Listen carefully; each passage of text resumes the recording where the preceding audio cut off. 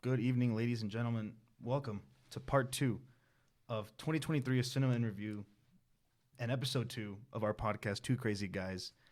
Your hosts are Slipknot Boom and Damn Dan.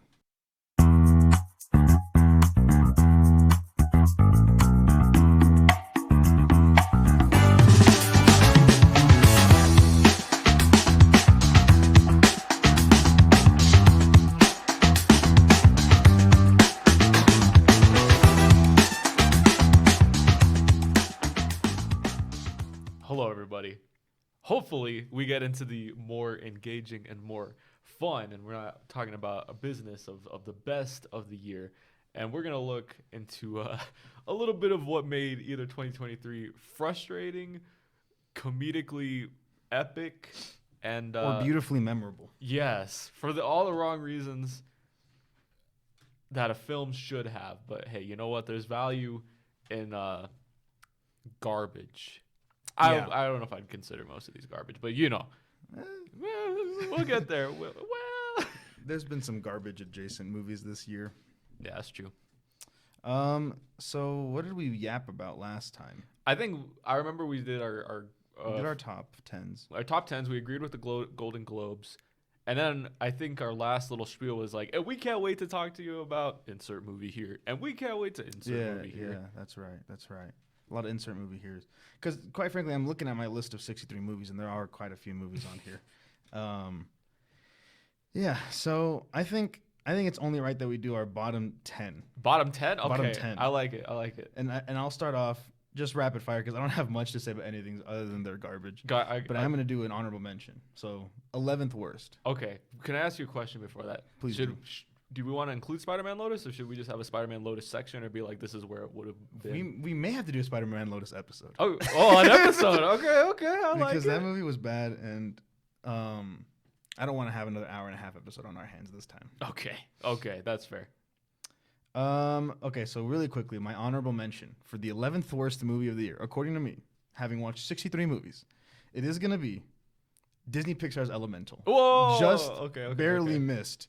Damn. Let me do the math real quick just to make sure. Yep, just barely missed the bottom 10. But starting off our bottom 10, or do you want to do honorable mention first, or do I get? How do we do it last time? I think we did honorable mention right into 10, right? yeah. Okay. That makes sense. So Elemental, honorable mention. Right into number 10, though. What's up? Another Disney movie, unfortunately. Ooh. This is going to be Haunted Mansion. Yo, okay, hype. And I didn't hate Haunted Mansion. It just so happened to be the 54th best movie I watched this year. And I think that's more to say about how much good movies came out this year. Because quite frankly, I think I would consider maybe the last 6 of this list like bad movies. Mm-hmm. Everything else, I'm like, it was just fine or whatever. Yeah.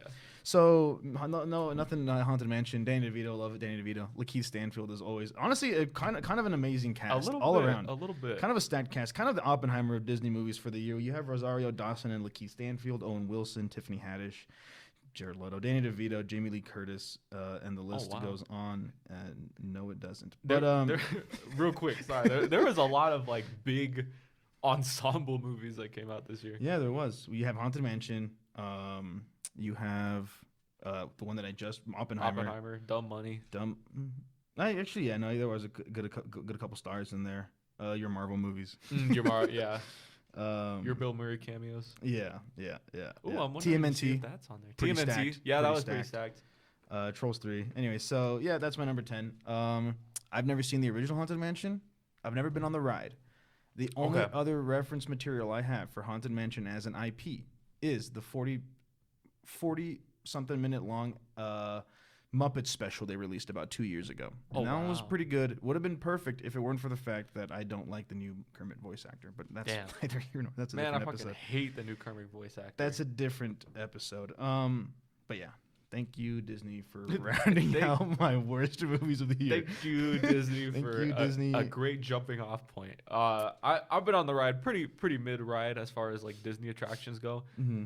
Isn't it a dark ride, like where you're just kind of in a car and things kind of happen around you? Yeah. Very Very mansion-like, and haunted even. I would say haunted by definition. I don't know if it's scary, but yeah.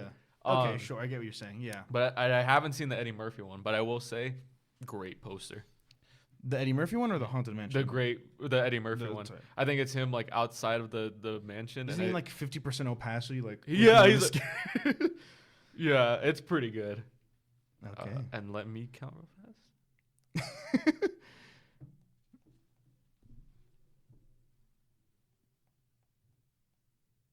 Fuck.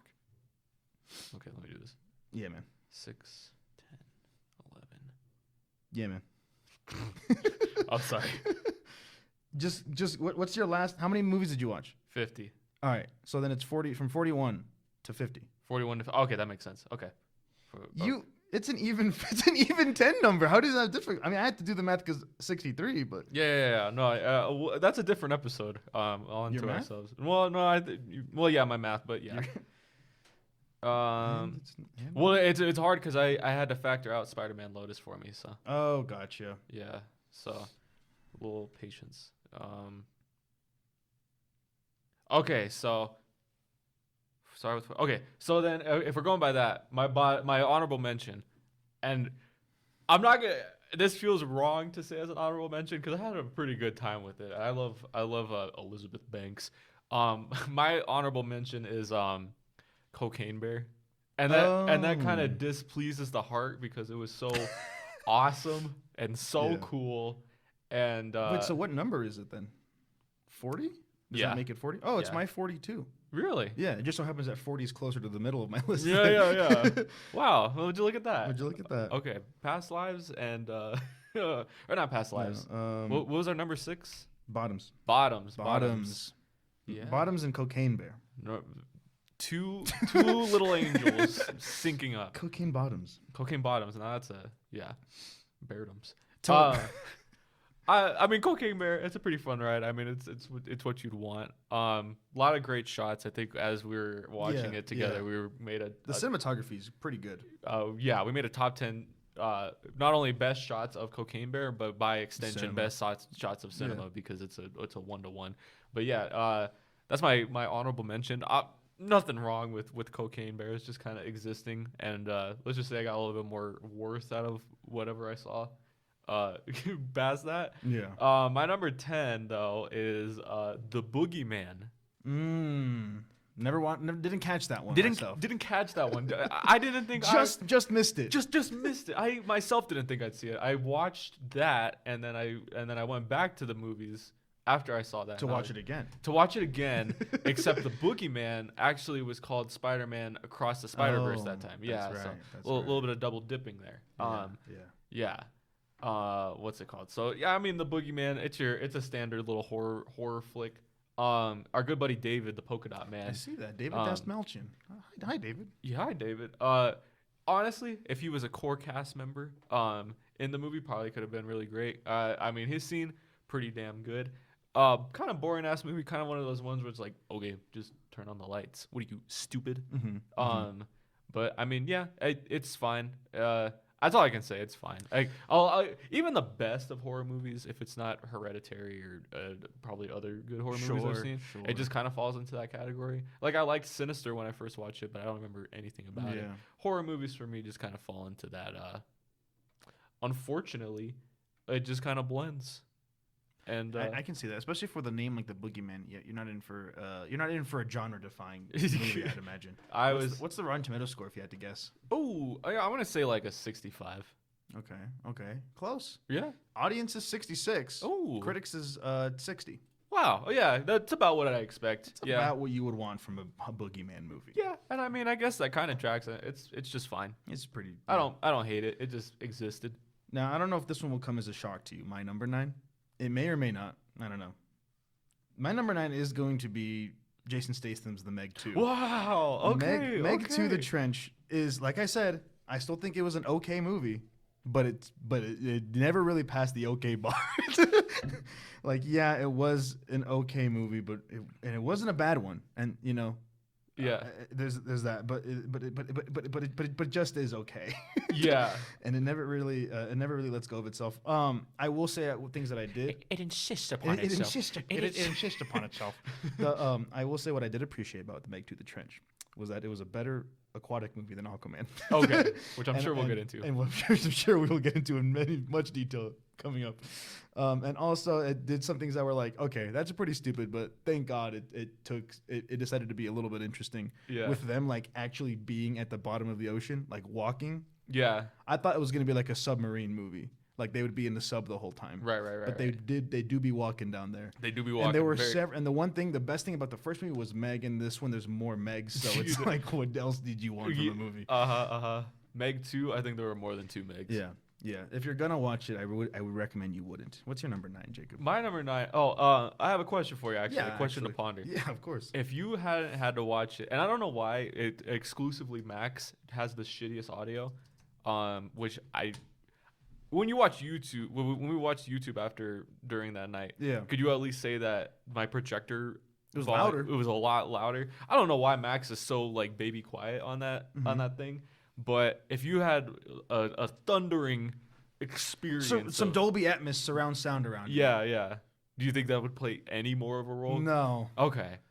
Maybe we hate it a little bit more. Maybe no. I'd be like, there's just more Meg 2 like entering my body now. Yeah. So no, I would. Yeah. Actually, no, I wouldn't say that like at all. I will say something interesting though. Meg 2 The Trench, 27%, Ooh. but audience is 73%. Wow, look at that. Look at that. You almost flipped the numbers. There's an ad for Kevin Hart's reality check on here. Ooh, Anyways, okay. Yeah, that's my Meg 2 watch. All right. My number 9, and I think might have to take a little bit of time on this one. My number 9 is another horror movie. It is Five Nights at Freddy's. Wow. Yeah. And that's my 45. Is your 45? So pretty Okay. close to yours, technically, in the grand scheme of things. Yes. Numerically speaking, it's still pretty close. But wow, tell me about that. So let me tell you about this. Walk me through that. This little FNAF thing. Yeah, I mean, spoilers for pretty much the peak of movie and peak of 2023 filmmaking.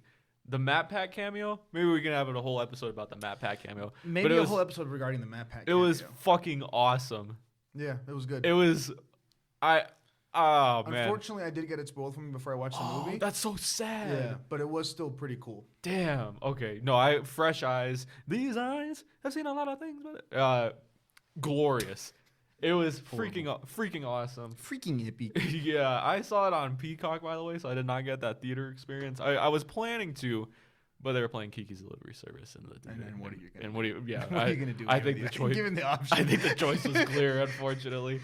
But I mean, yeah, kind of a boring ass movie. The only true movie where I fell asleep for like 8 minutes. And I say that because we'll get into that pretty soon of being the only true. But yeah, I caught a quick snooze. I mean, yeah, it was pretty boring. I honestly think like if this, it's so weird because it's like the premise of it, like the thing that makes it like a movie, is actually like pretty cool and it's pretty strong. And I could see how it could fit. What do you mean by that? Like the dream. The dream theory? Yeah.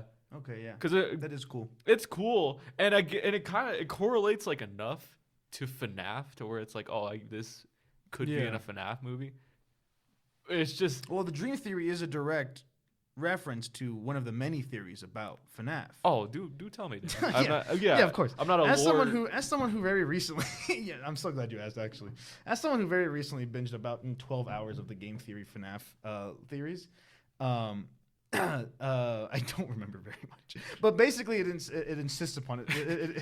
The dream theory insists, I believe, around FNAF 4, and unfortunately we don't have our FNAF scholar Gabe & Watch here with us to correct me, but I believe around FNAF 4 because it takes place in a house.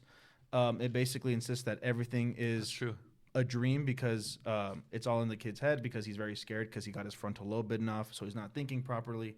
And the trauma of being bitten by an animatronic is making everything go crazy in his head, and that's about that. I'm not going to delve too much into it because, like I said, don't know much, and also no one's that interested in it. If people wanted to know, they would be watching Game Theory right now. Exactly. But essentially, that is what it is in terms of the games. So it correlating to the movie, not entirely like one for one, but kind of like a little reference. Still pretty cool. It's pretty good. I will say, because I do want to talk about FNAF, but now that I think about it, I don't have that much to say. I will say that I stand by my Letterboxd review, which is a rare instance Quote damn Dan 20. Quote, a rare instance where some more fan service would have actually saved the movie. Oh. Because there were some parts where I'm like, I like it because I'm a FNAF fan. That's cool. I like that. I just needed more of that. I think it stepped away a little too much to be a movie, and I get it. But I just hope. I think the numbers were good, right? For like box office, like budget. Oh yeah, yeah. Box office. Yeah. I think it's actually Blumhouse's most what's it called? Profitable film. Is that true? I think so. What about Get Out? Oh no, I think it beats Get Out. Okay. And as a film and box office numbers, I mean, like I had a decent time like with FNAF. Like again, I have no real like hate towards it. It was just a little below average. Yeah. We got a Meg 2 situation. 32% Rotten Tomatoes. Okay. 87% critics. Damn. I mean our audience. Oh damn. Okay. But yeah, no, I didn't look at the numbers, which is what I literally looked up for. But anyways, I just hope that they get to make the other movies because I just want to see where it goes. Yeah. And I don't care if the budget gets increasingly smaller because no one's watching them. I do want to see this franchise play out to the end. Yeah. What's it called? So I want this to be the new MCU that I take my kids to eventually in the future. The FNAF CU. Yeah. I will say, not even relating to the movie, but I saw a little Instagram, one of those Instas, and it was the actress for Abby. And she went up to like an AMC to see like her like character poster at the AMC, and her little brother was there, and he was like, "That's you." She was so like, sweet. "That's me." And the mom was like, "Oh, that's so cool." So shout outs to Abby. Honestly, kind of carried. She was pretty cool. Yeah, I mean pretty cool movie that little FNAF movie was.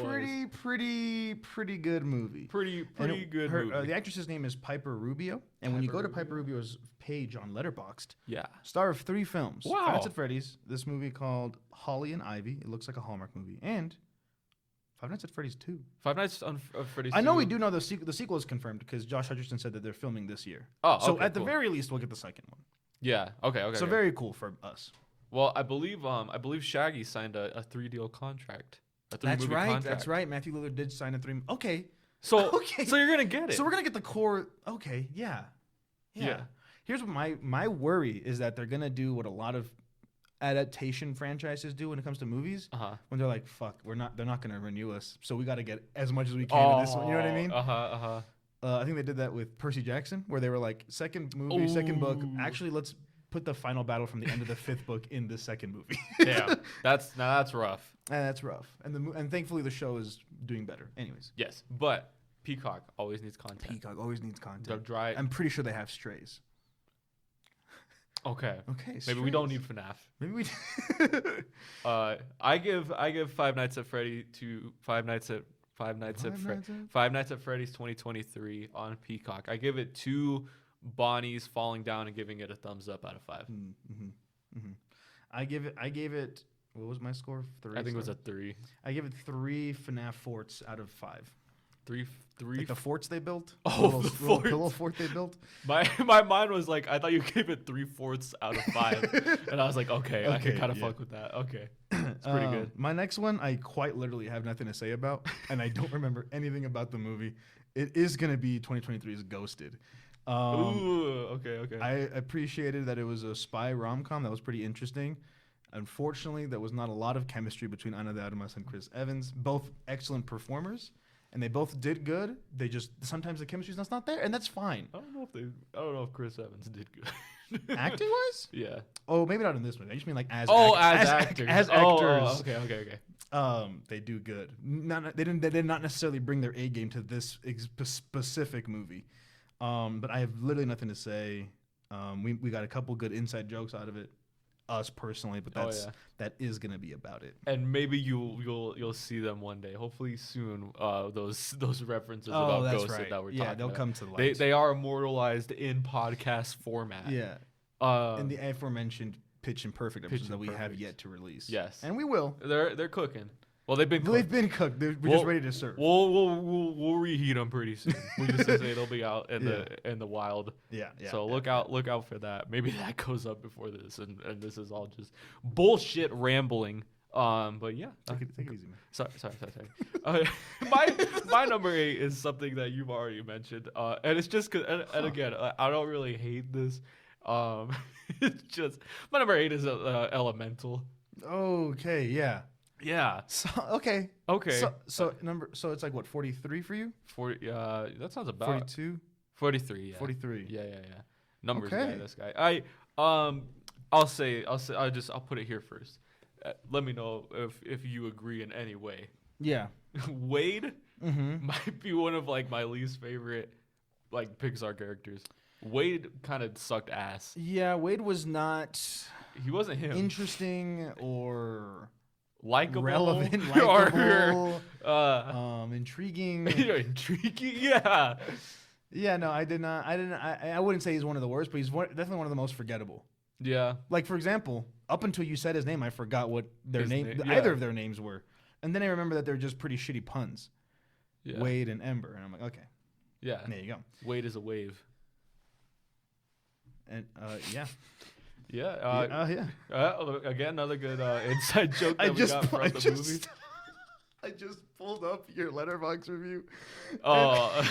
And it's so funny. Both Both of our reviews are Can I pretty try funny. to guess what it was? Yes, sir. It was me after watching Elemental to director, I forget his name, Flood You. It's almost verbatim. Really? Okay. Me to Peter's son after I saw this movie, Flood You. You. And then immediately sent me back to us sitting on my couch watching Disney Plus. And I think I was drunk. I don't know about you.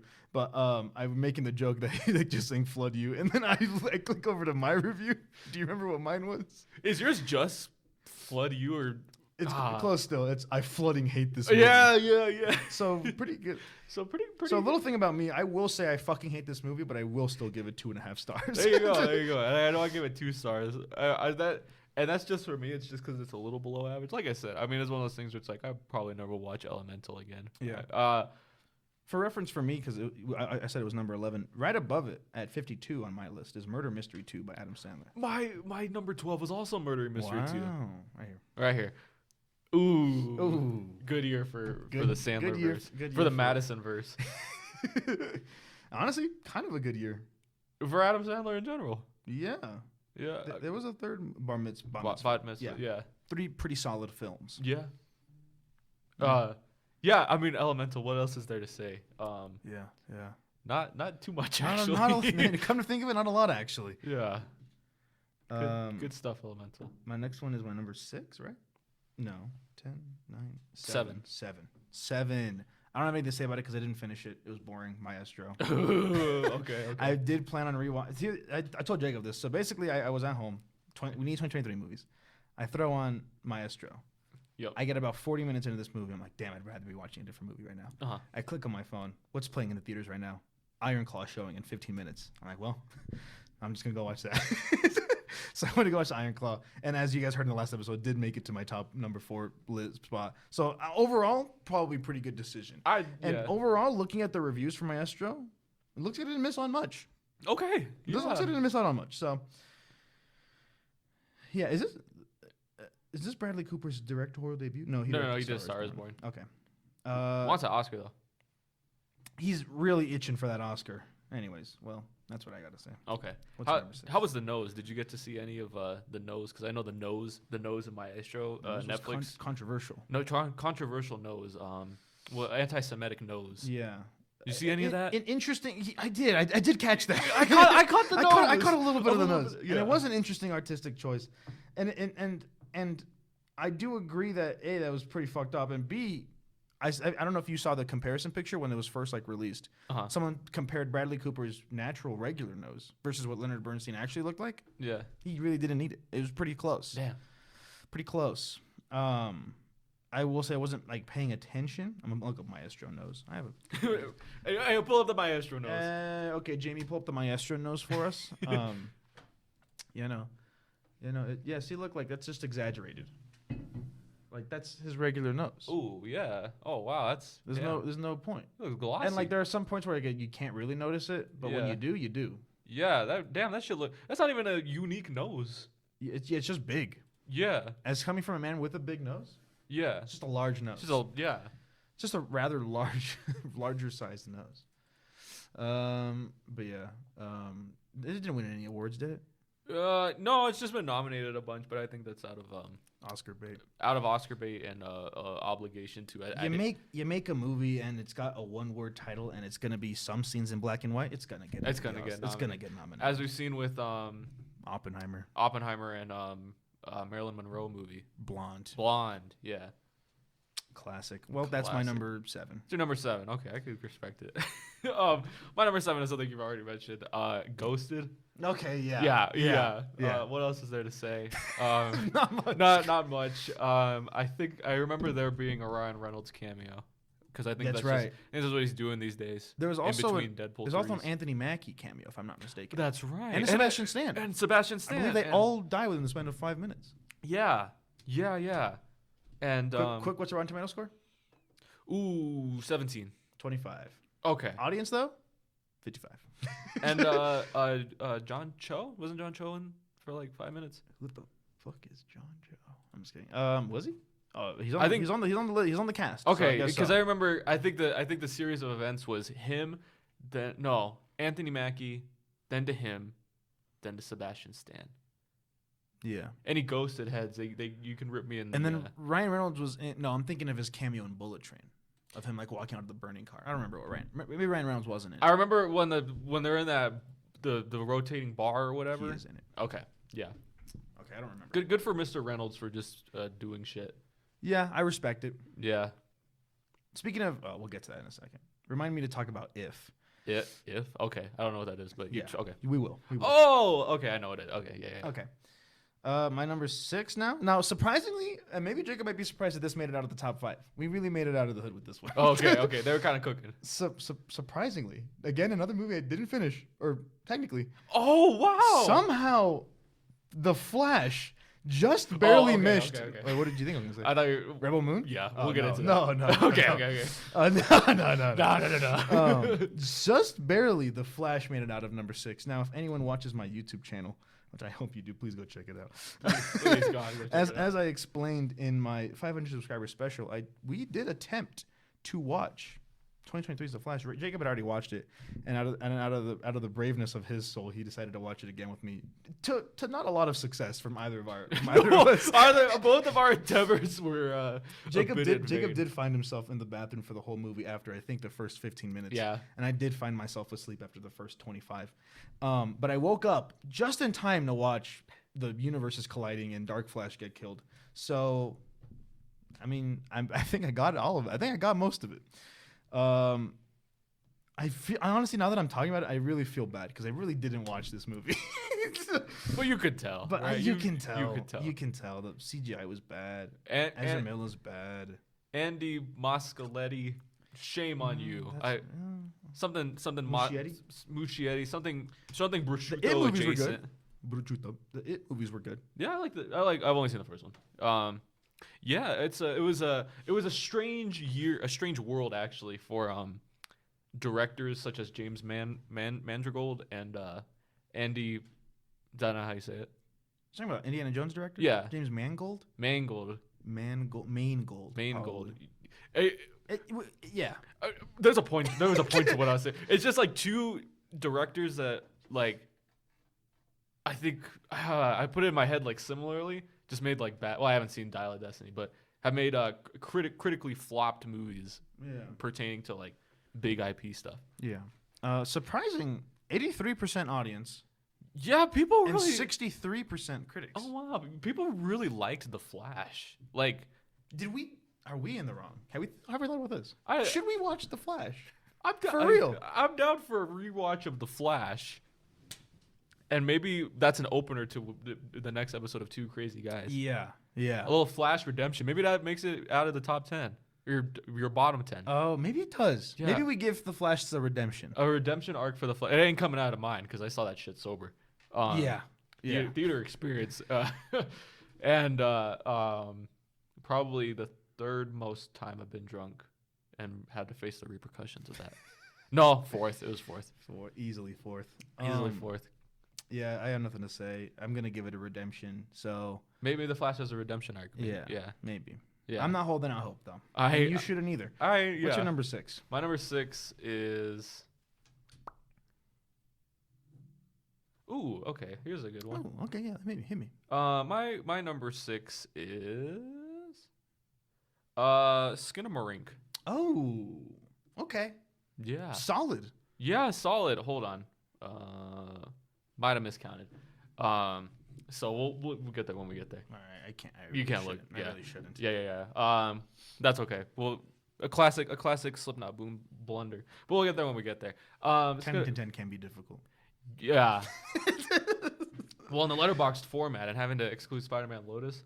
Well, what place is Spider-Man Lotus? I think it's bottom 3, number 3. So out of your 43, it's number 41. We'll get there when we get there. No, okay. Skinamarink. Skinamarink is pretty bad. It's pretty boring.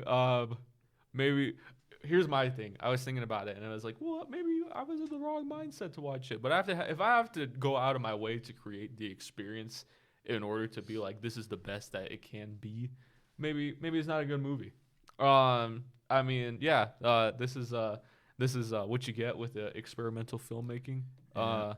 And Now, correct me if I'm wrong. Forgive me if I'm overstepping, but I believe this is the third horror movie to be in your bottom 10. yeah, yeah, That's crazy. a little bit. Yeah, not. I didn't see that about much horror. Evil Dead Rise was pretty good. I would say that one did make it high on your list. Yeah, it did. Number 11. For every Evil Dead, there's 3 other horror. There's 3 other horror movies. Yeah. So 1 to 3 is pretty bad. But I mean, Skinamarink. What more can I have to say? I wasn't vibing with it. I thought it was pretty silly, pretty goofy, pretty lengthy. In this house. In this house. No, I have some words too, but we'll get to it in a second. Yeah. Okay. Well, maybe because I'm not feeling too riled up about it, but I think I'll ride the wave I'll with the have emotion. a thing or two to say. The emotion. Well, it'll be a bit of a back and forth in a few. Yeah. My number 5. We're getting to number 5 now. This one did crawl a little bit. It was the worst one for a while. Ooh. But, okay. But thankfully, Hollywood just doesn't give up with the bad movies. We're looking for the beginning of the end of a franchise. I'm talking about Fast X. Oh. The end of the road begins. The end of the road begins. The end of the road began, and quite frankly, I completely forgot I watched this movie this year. And I don't remember much, but it is a Fast and the Furious movie. So it has overstayed its welcome, and you feel it in this movie. The only thing, so I've watched the last few. I watched the original ones when I was younger. I don't remember them much. I can't speak much to them and their quality of movie. Mm-hmm. But I can easily remember the last 3, 8, 9, and 10.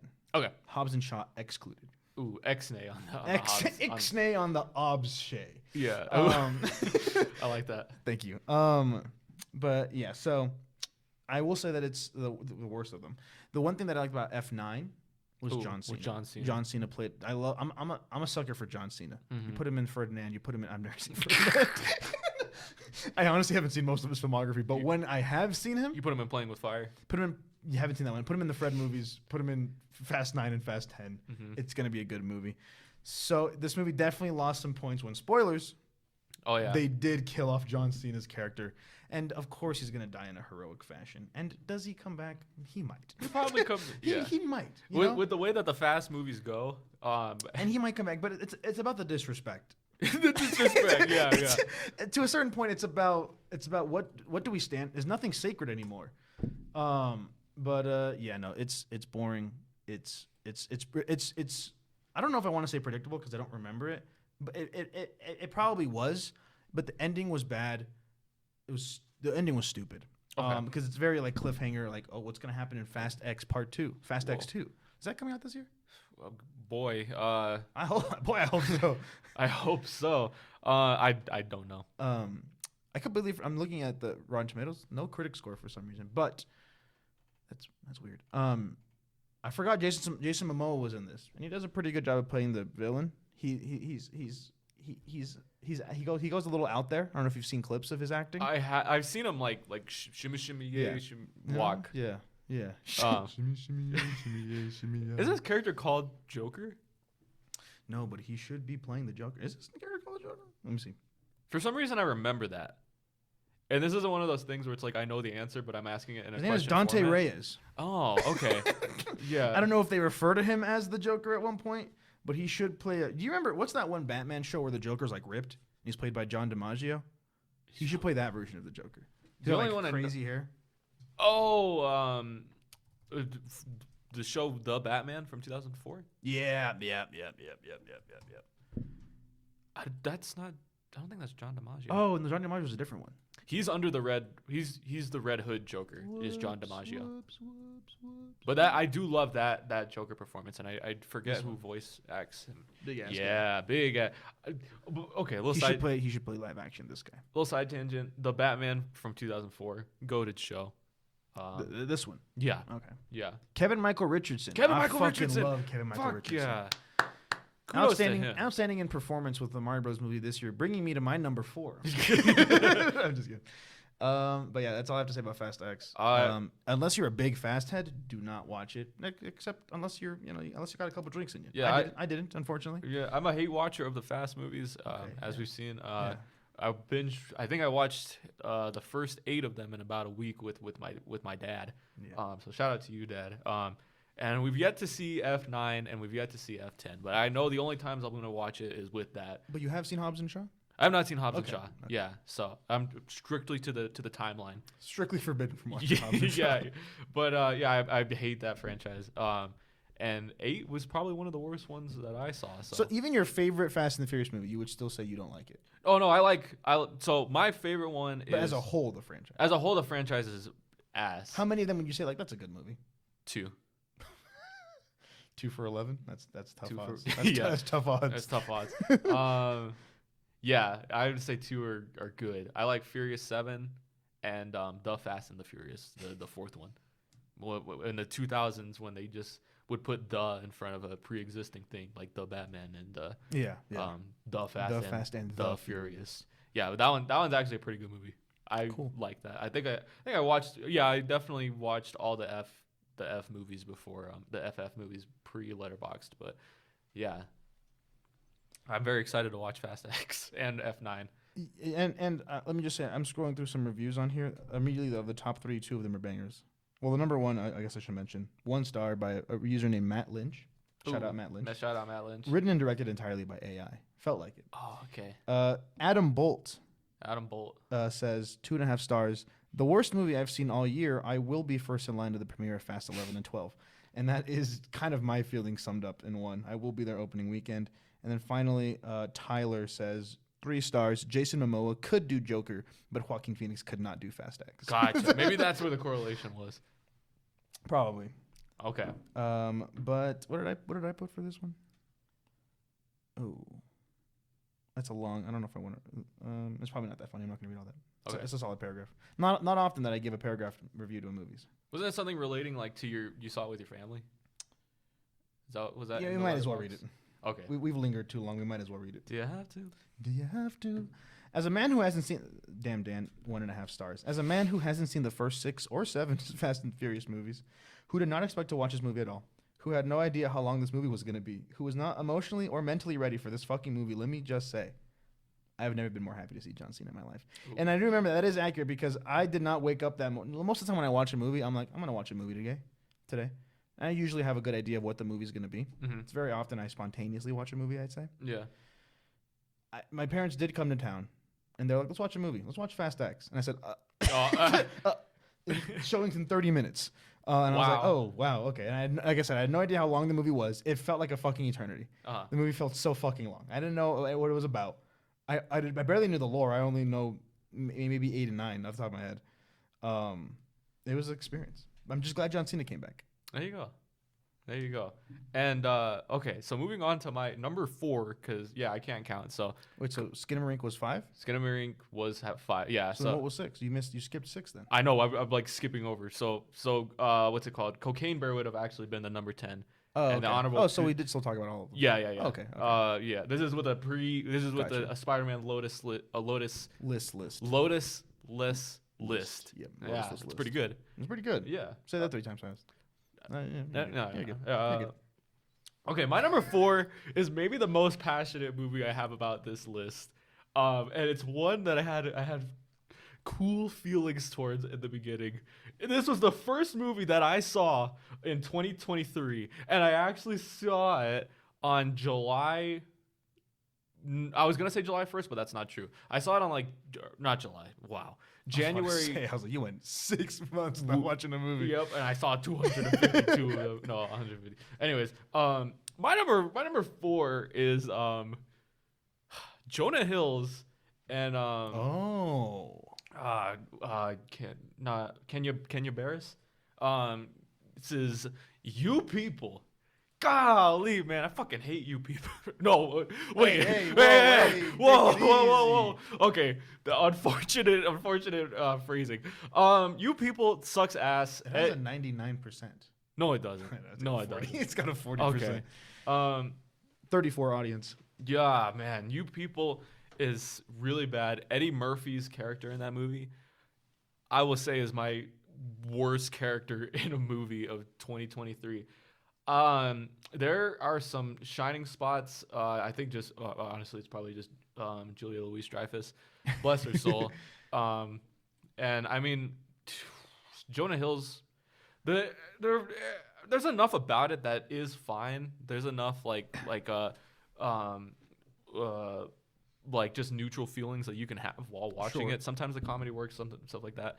Lauren London and Jonah Hill's relationship, I don't really buy, and it's just it's a very eye rolling movie when they're getting it's just so adamant about its point. This might be the only movie where it insists upon itself, just because it's written to be annoying, just because they pound it over the head, which I think is just the Oedipus of Eddie Murphy's character, and what's it called? The Oedipus? What are you talking about? It's the peak of my complaints of Oedipus. What? I don't know. I don't know what the word is. Epitome. Thank you. I was like, Oedipus is a dude. Yeah, he had a complex. Anyways, no, Eddie Murphy's character is just there's nothing likable about him. It's a miscasting, and I think it's just because I have that preconceived notion of Eddie Murphy, because he was one of my childhood actors. I didn't see Haunted Mansion growing up, but I was a big nutty professor head. Big nutty professor head. And he was Doolittle, if I'm not mistaken. And he was Dr. Doolittle. Didn't grow up with the Doolittle movies. I didn't either. Shrek though. Loved him in Bowfinger. Shrek. I'm sorry? Bowfinger? Steve Martin's Bowfinger? Pretty solid movie. But no. It's so. What does that mean? Is that a name? What? Bowfinger? That's the name of the movie. Yeah, no, but what does it mean? Is that a name of a character too? I think a Bowfinger was maybe a term for a scam. Yeah, and he's pretty funny. Nice. Anyways, what's it called? You People fucking just pissed me off, and I haven't rewatched it, and I think I gave it a 2.5 on Letterboxd, but just it's. Do you remember what your review was? Oh, it was why the fuck is Certified Lover Drake the version I'd aspire to be? Yeah. It's just fucking dog shit. It's dog shit when you think about it. In the moment, you're like, okay, this is just below average. But just the infuriatingness that you see, you think about afterwards, because it's not funny whenever Eddie Murphy's on the screen, because it's you have to think about it as I get that this is a movie and it's meant to be comedic, but when I have such a distaste for Eddie Murphy's character in it, I have to take it full on face value. I can't be oh, it's a comedy, because he's trying to show him black culture and stuff like that. Yeah. And so he takes him to East LA and stuff like that, and he's oh, we're gonna be I forget. I don't think it's as blatant as this, but he's pretty much we're gonna be in Crip territory today, so we're blue to represent. And he goes to oh, you look like ass. You need a haircut, Jonah Hill. And he says, okay, Mr. Thank you, Eddie Murphy. Thank you, Mr. Eddie Murphy. And they go to a barbershop, and it's a blood barbershop, and everyone's just mad dogging Jonah Hill and stuff like that. And I'm you're such a fucking petty piece of shit. If this was the real world, you got that man killed. And that's the only thing going through my mind, because that's how much I hate Eddie Murphy in this movie, that I have to be you've condemned this man to death. You know what I mean? You ever have things where it's I understand that this is a comedy and it's a movie, but you detest something so much or a character so much that you just have to perceive it as real life so that you can fuel your ammunition. I mean, I definitely, I don't know about detest. I don't get that angry at things, especially movies. But I will say, like, it definitely ruins my immersion. I'm like, oh, well, this guy sucks, and it makes me like upset. I get it. Yeah, and I'm like, that's what his characters like. This white boy Jew can't be marrying my daughter and stuff like that. And it's just like, bro, you're not even that old to have this much of like a backwards mind thinking, like outdated. Like it's just there's a CGI kiss between Jonah Hill and Lauren London. CGI, and she goes into his beard, and it's very funny. What do you mean CGI? There's a CG. They don't kiss in the movie, so there's a CGI Jonah Hill and Lauren London kissing, and she goes into his beard. What do you mean she goes into his beard? Just look it up. I don't want to. Okay, well then you gotta believe me. No, I believe you. I'm just saying, what do you mean by that? It's a CGI. It's a CGI No, kiss. I get that. I get that the kiss is CGI. What does she goes into his beard mean?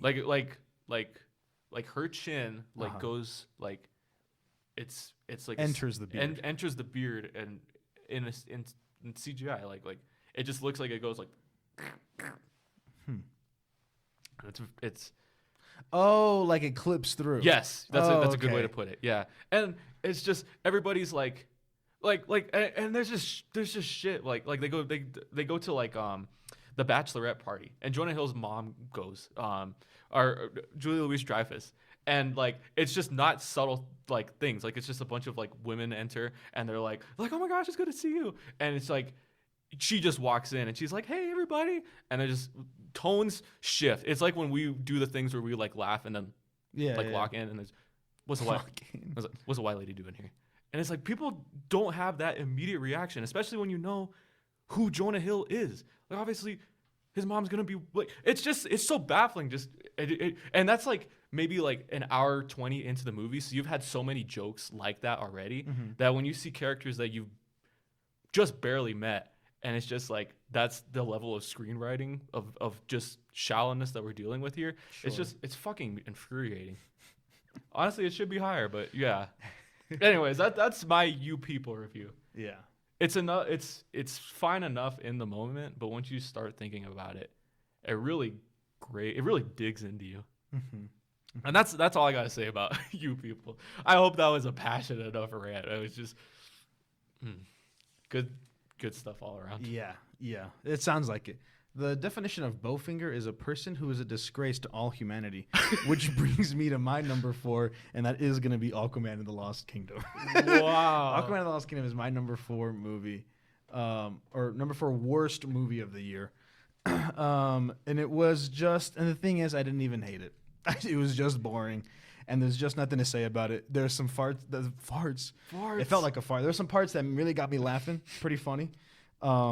Like the baby telepathically speaking to the fish. That was pretty good. That was awesome. That was pretty good. I liked that a lot. It lingers. It insists upon itself. But yeah, it's a good movie, and I don't have anything to say about it. Why did I say it's a good movie? I don't have anything to say. I'm glad that the DCEU ended on this movie. It's fitting. It's a fitting end. I can only hope for good things to come of James Gunn's DCEU, whatever he's calling it. Yeah, I don't have, unfortunately, very passionate feelings. Randall Park is in it. Apparently, we found out that apparently he was a returning character. Yeah. By the way, we have not seen the first Aquaman movie. So if we're just not into the lore, yeah, forgive us. Black Manta seemed cool. I didn't really care. Cool, yeah. He seemed cool in a very superficial, like that's a pretty cool guy. Yeah, but not in like a good villain kind of way. Not in like a good written villain kind of way. Maybe he's better in the first Aquaman, because in this one he doesn't really have a way, like a reason to be cool, because he's just under the mind control of someone evil. Yeah, and he's like a secondary villain of the first one, right?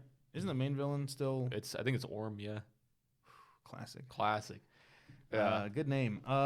If you need to know anything more about the movie, I did write in my review. Randall Park said "come," and Jason Momoa got peed on 4 times. And that's really all you want out of a 2023 movie, especially a comic book movie. Yeah, Jason Momoa did better in Fast X. Wow, would you look at that? As a performer, as an entertainer. The CGI was rough at points. Yeah, especially that baby especially the baby. Baby beams. There was one scene that we were both like, wow, that's crazy. I think it was But when I forgot what it was. I think it was when Aquaman like jumped off a rock and like projected himself fastly. That sounds right. Does that sound? Yeah. That sounds right. To be honest, there was a lot of shots like that. To be honest, there was a lot of stuff that I was like, God damn. Well, I was gonna say in that, but either if it was a character flying or falling, and a lot of comic book movies that came out this year, which I'm sure we'll get into later. I'll yeah. make sure of it. If there was a fast motion with a comic book movie character, it was probably pretty bad. Yeah. Yeah, I'll get into my thoughts on Aquaman later on. Oh. But I will say, as an appetizer to what I thought, it made me believe in funny bad movies again. Oh, wow. Because I've watched I've watched bad seemingly movies. seemingly like funny bad movies with the sole purposes of trying to get some entertainment out of. I was pretty drunk and I watched the American 2017 Death Note with Lakeith Stanfield, and I just thought it was really boring, and I was like, this isn't funny bad. So yeah, thank you Aquaman 2 for that. Thank you, Aquaman 2, for reigniting something in us. And Jacob, apparently. Yes, sir. Yes, sir. Okay, so my number 3. Going back into the DCEU. My number three is The Flash. Oh. Easily the worst. He puts a baby in a microwave. Easily the worst CGI relative to when it came out. It's the worst CGI I've ever seen in any movie ever. It's actually crazy, and it's even crazier that the director was like, "Oh, that was intentional because it's how fast that Barry's moving. Everything else is gonna perceive like shut the fuck up, like bitch, please." I hate the Flash. I hate Ezra Miller. I hate that there's 2 Ezra Millers as the Flash. I liked one Flash significantly more, but that other Flash, fucking hated him. Number 2 as far as worst characters of 2023, right behind Eddie Murphy. I mean, yeah, I hated it. What else can you say? That's the thing. I can't really say anymore. I like Sasha Cale as Supergirl. I thought she was cool. I thought that there's a cool little mini arc movie of Michael Keaton busting out Supergirl. Mm-hmm. Like that's a fun little cool. Sure. This is probably spoilers for you, but I figured. Yeah, right. I mean, that was cool. I mean, I like seeing Michael Keaton again. It's fine. He's not my favorite. You can check out the Boom reviews that I used to do back in the day for my thoughts of Batman '89. Anyways, yeah, I mean, it's a nothing movie.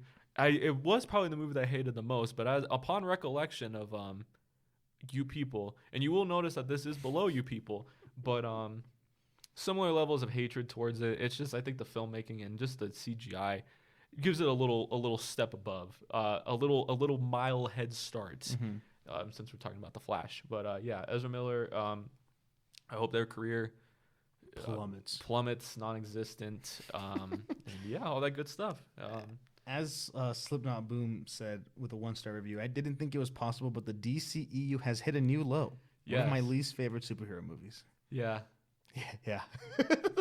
Yes, sir. So yeah, that's my number 3. That's a big jump from You People was what, 2.5? Yeah. To the 1-star Flash? Wow. Yeah.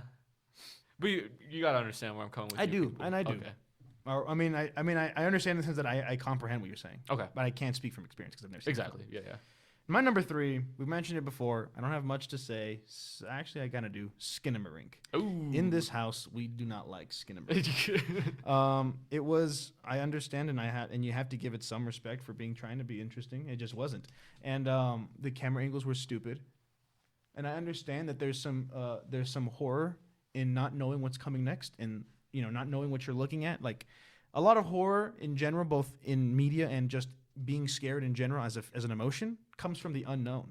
And so the director is like, what if they just didn't know what was going on screen at all at any point during this movie? Mm-hmm. And that's how it felt. And I'm not gonna lie, I was scared at points because when you linger on this, when you linger on a shot of this woman and she's not looking at you and everything's fucking grainy that you can't really tell what's going on, I'm like, I don't know what's gonna come next. That might just be a loud noise or a jump scare, and I'm nervous. Sure, I'm pretty sure a couple of them die. Pretty sure all of them did. Yeah. There was a point where the movie could have ended in a pretty good spot, and it just kind of kept going, and it just chose not to. But that was a cool shot, though. It was a cool shot, and it genuinely felt like it was going to be the last shot of the movie. Mm-hmm.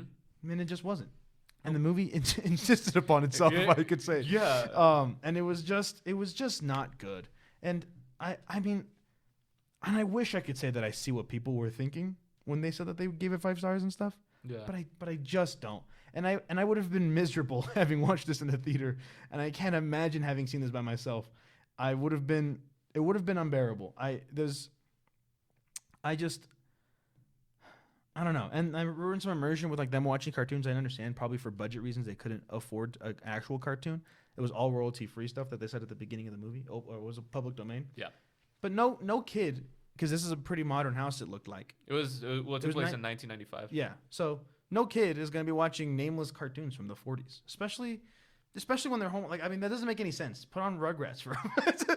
I don't know what cartoons are going on in the 95, but it was just stupid.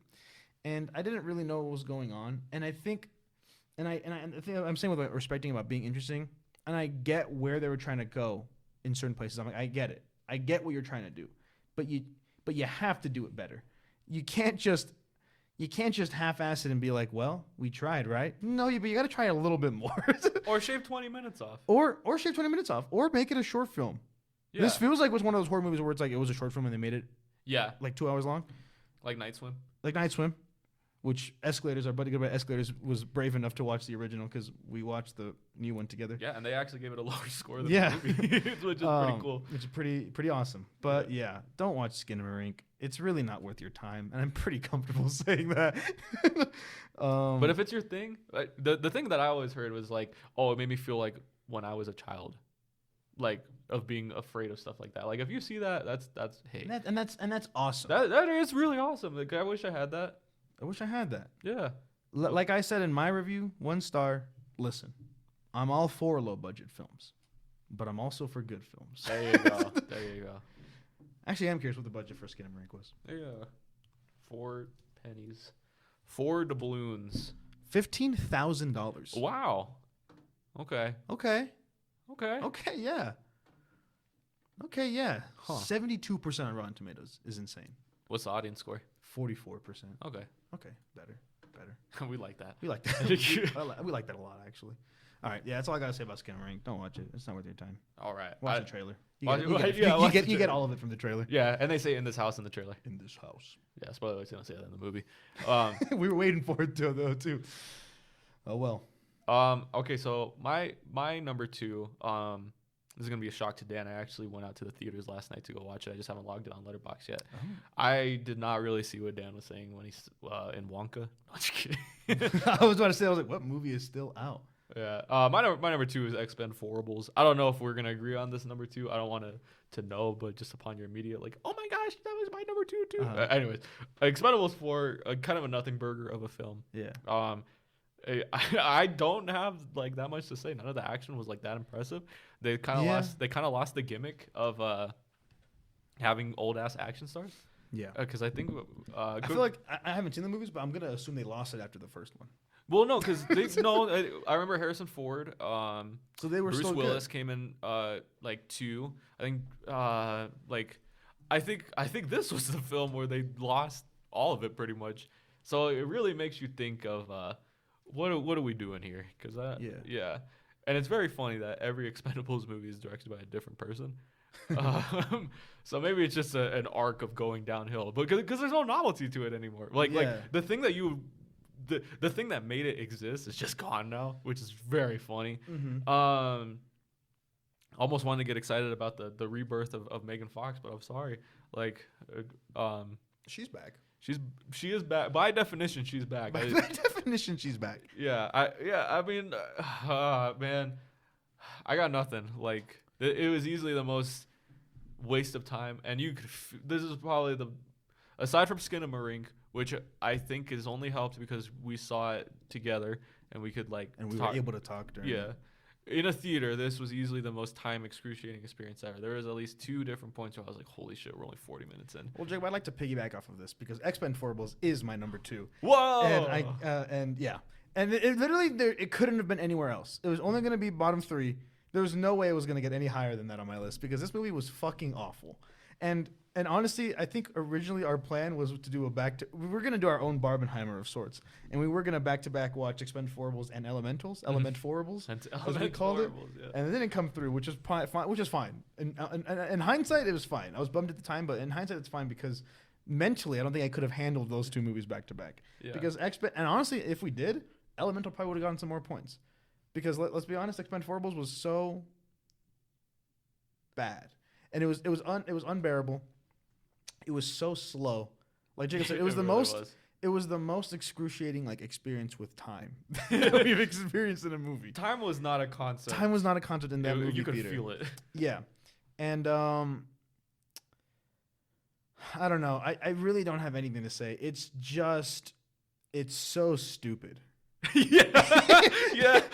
And I have no other words other than it's stupid and it should have been done. I haven't seen the other ones, but hey, maybe they should have just stopped at 3. Because I have to say I did feel like the novelty was gone because the novelty wasn't there for me. And as someone who, like I said, hasn't seen the other ones, yeah, I feel like I should have been able to get a little glimpse of the novelty of it. A little glimmer. I wouldn't say that it insists upon itself though. I wouldn't. Yeah. I wouldn't either. It was maybe a little, and we'll give it that. Yeah, it was maybe a little bit more confident in itself existing. Yeah. I almost forgot that 50 Cent is in it. Yeah, he sure is. He Yeah. sure is. He sure And is. you can't deny that. Yep. But yeah, no, it's bad. I remember my Letterboxd review pretty clearly. I was like, there's some middle-aged, like 40 to 50-year-old father that took their 12-year-old son to this instead of John Wick Chapter 4, which I think is very funny. Just look, you were spot on, by the way. Your review is some dad who's old enough to be a grandpa took their son to this instead of John Wick 4. I looked on my review. made myself giggle here. 0.5 star. I mean this in the most genuine way possible.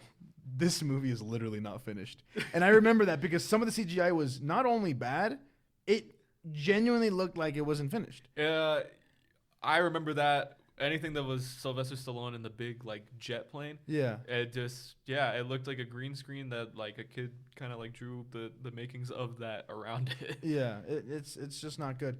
And I remember the scene where they fake. Spoilers. Sylvester Stallone doesn't actually die. Also, they fake his death. Whatever. If I'm not mistaken, the scene where they pretend he dies, they go up to his hand and he sees that ring that he was talking about, and it's like a charred hand. Yeah. It's like borderline bones at that point.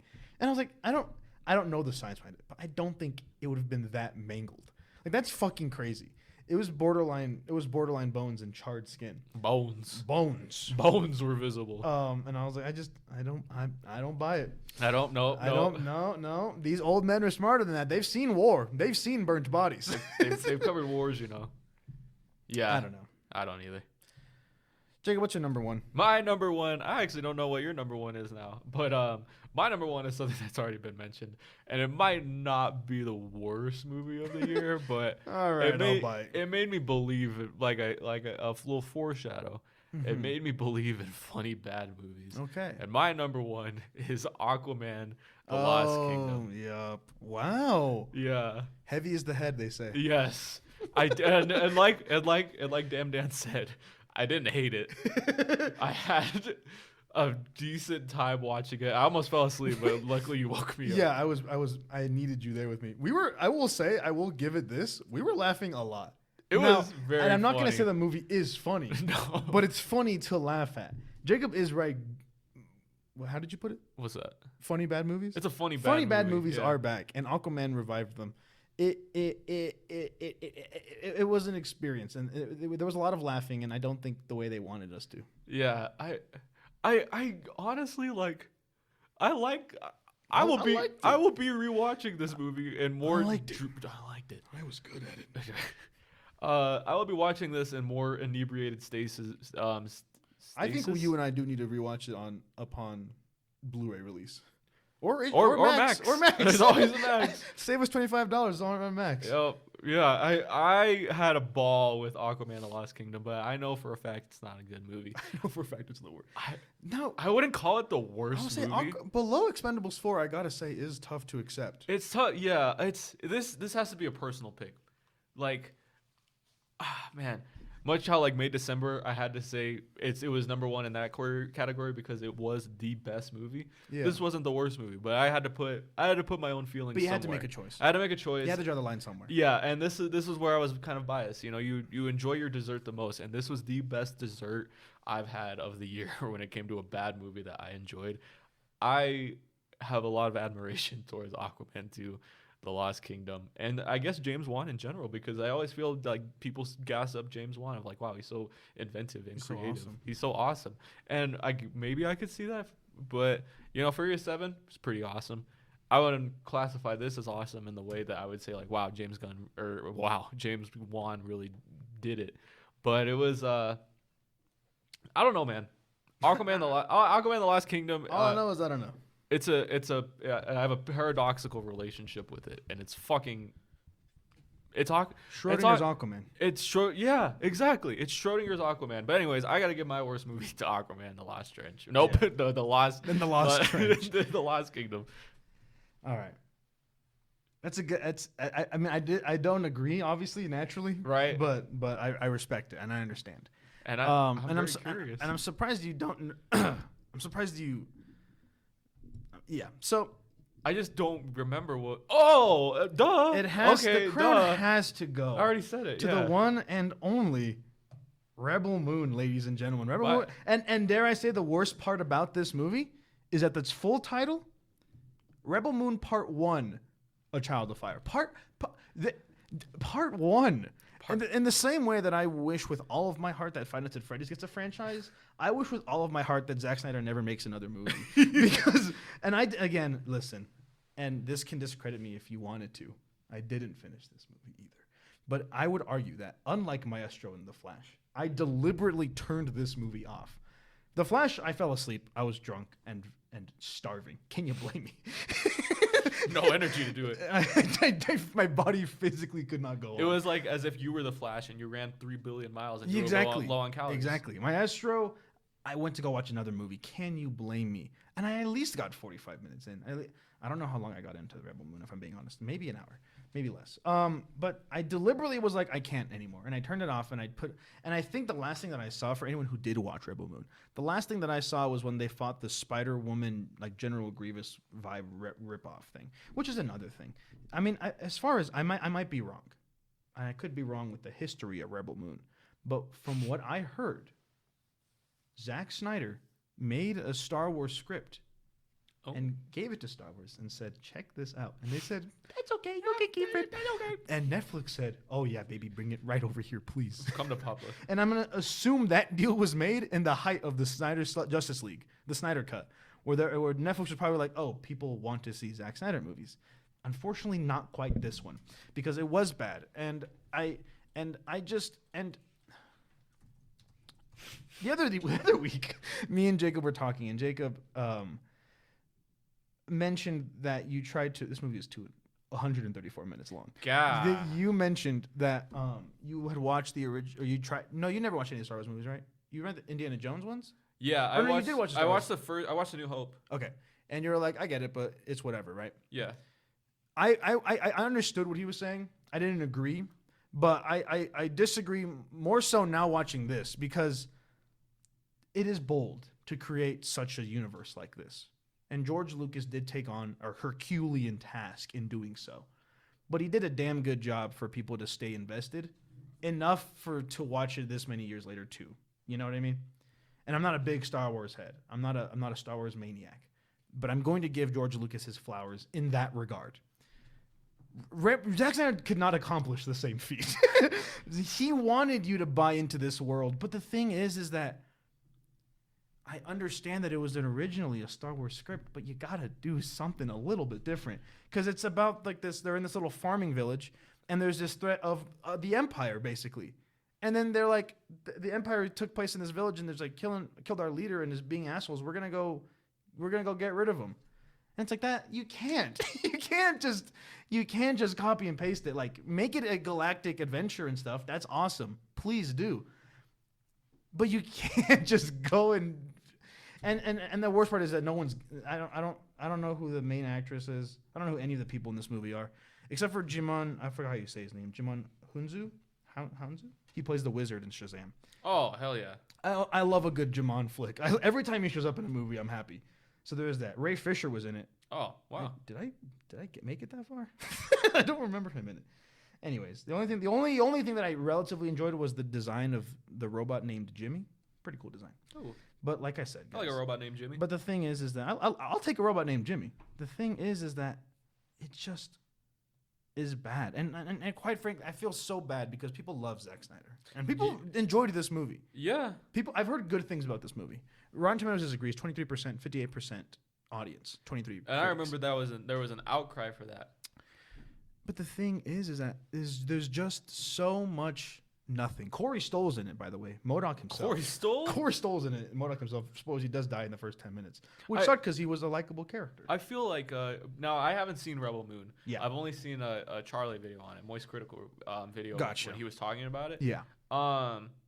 The way that he describes it, because I saw this like back in December. The way he describes it is that characters get introduced and then that's their base personality, but then it's like they get introduced with a personality and then they just become another just person in it. Like they don't do any. The personality doesn't relate anything back to just that opening scene. It's like it's one more person to fight in the war.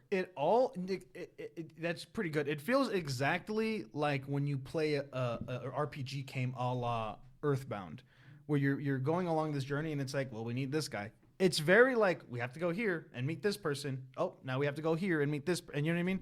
And they have like opening cinematics basically where it's like, oh, this is who this character is. And I understand that on a storytelling level that should be the case. Yeah. Like inherently, but he just doesn't do a good job of it. He being Zach, fuck you. He just doesn't do a good job of it. And I want to like a Zack Snyder movie. I've never seen the Snyder Cut. Watchmen was probably fine. I'm pretty sure. I can't with it. And the thing is, the worst thing a movie can be is forgettable. And this movie was more than forgettable. And sometimes when I watch a movie, I am prepared to do the Letterboxd right after. And I'm like, okay, I got a funny joke planned. And like I put in the review for this one, I had a joke planned for the review, but the movie was so unimaginably boring. I was on my phone most of the time. And honestly, I didn't finish it. I might later, who knows. I did have a line because like in the opening scene, I was like, oh, I can make a funny joke about that. And I kept it in the back pocket. Oh. But the movie was so mind-numbingly erased my brain cells that it erased all the ones that had that joke in it. And I was just on my phone and I was playing Tetris probably. I don't know. And I just couldn't. It's just so boring. And I think that's the worst thing that a movie can be. Like sometimes when a movie is bad, it's fun. Like I said, fun, bad movie. You know what I mean? Yeah. And this just wasn't that. It was just bad movie. I feel if I could maybe just spend a couple minutes just talking about Zack Snyder, like in general, I feel bad because it's like it's one of those things where it's like Zack Snyder is so. He seems like a genuine nice person. Yes, he doesn't seem like a bad person. No, not at all. From what I know. Yeah, he seems like a real like he had passion behind like making Rebel Moon, and I feel like you could say that for like honestly any movie that he's ever made. It's just like you're rooting for him, but it's like maybe this just wasn't it. Rebel Moon Part 2 was not only announced, but it has a release date, and it's within the next 4 months. Oh, wow. It comes out April 19th, 2024. Oh, man, I don't know what I'm doing for your birthday. That's a week late birthday present for me. Yeah. For little old me. That's horrible. Yeah, I'm rooting for Zack Snyder. I watched 300 when I was like 8. Oh, and I loved the shit out of it, but it's probably because I was 8. And that's who he makes his movies for. Yeah, and it's just except for Watchmen. There's nothing inherently wrong with that. It's just like I rewatched BVS, the director's cut, and I would say for a good 90 minutes, I was like, you know what? I'm getting the Snyder vision. I might not agree with like the characters and stuff like that, but that's because I have like an innate bias.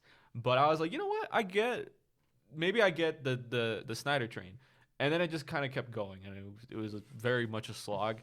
And I think Escalators has like I don't want to put words into Escalator's mouth, but I think we both gave it around the same thing as like a 2.5, because I remember I gave Snyder BVS like a 4.5 and stuff like that.